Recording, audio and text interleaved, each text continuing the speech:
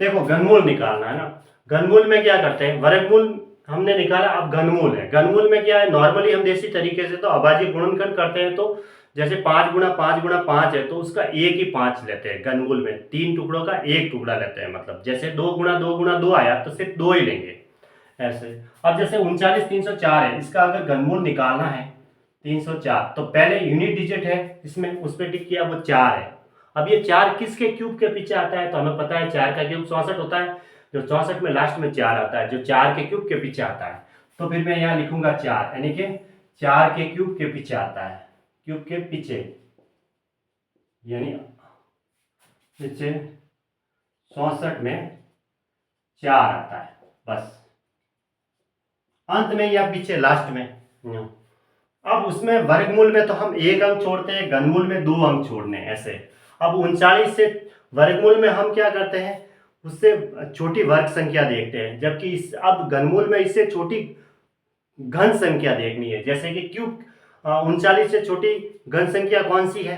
अब देखते हैं, 4 का क्यूब तो 64 ज्यादा हो जाता है 39 से, तो 3 का क्यूब 27 होता है, जो इससे कम है, तो हमने देखा 27 है ना, 27। तो मैं यहाँ लिख देता हूँ 27 39 से कम है, और जो 27 है वो किसका क्यूब है, 3 का क्यूब है। तो फिर इसका जो घनमूल हुआ, वो घनमूल क्या होगा, 3 और ये 4, यानी ये इसका आंसर होगा ऐसे। क्योंकि 27 क्या है, 3 का क्यूब है, तो यहाँ 3 लिख दो और ये 4 यहाँ लिख दो, बस ये 34 इसका घनमूल हो गया। अगर हम 34 का क्यूब करेंगे तो हमें ये मिलेगा।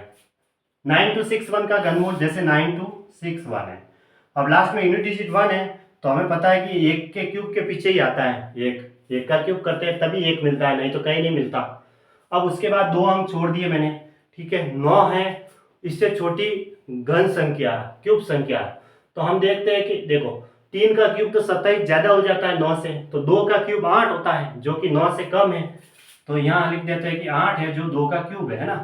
तो इसका जो घनमूल होगा वो कितना होगा, 2 और 1, यानी कि 21, ये इसका आंसर होगा 21, ठीक है। अब 21,952 का घनमूल, तो 21,952 मैंने लिखा। अब ये यूनिट डिजिट 2, 2 किसके क्यूब के पीछे आता है, तो 8 का क्यूब 512 होता है, तो 8 के क्यूब के पीछे आता है, तो मैं यहाँ लिखूंगा 8 है ना, क्योंकि 8 के क्यूब के अंत में, 8 के क्यूब के अंत में 2 आता है, इसलिए इसलिए मैंने यहाँ लिखा 8 का क्यूब होता है ना, 8 का क्यूब 512 होता है, उसमें यूनिट डिजिट 2 आता है, तो मैं यहाँ 8 लिखूंगा, फिर 2 अंक छोड़े ही जाएंगे। फिर अब देखो 21 से छोटी घन संख्या, तो 2 का क्यूब 8, 3 का क्यूब 27, 27 तो ज़्यादा हो जाएगा 21 से, तो फिर 2 का क्यूब यानी कि 2 है ना, तो 2 का क्यूब 8 होता है, तो फिर यहाँ लिख दो डायरेक्टली, 8 जो होता है वो 2 का क्यूब है, तो फिर इसका जो घनमूल होगा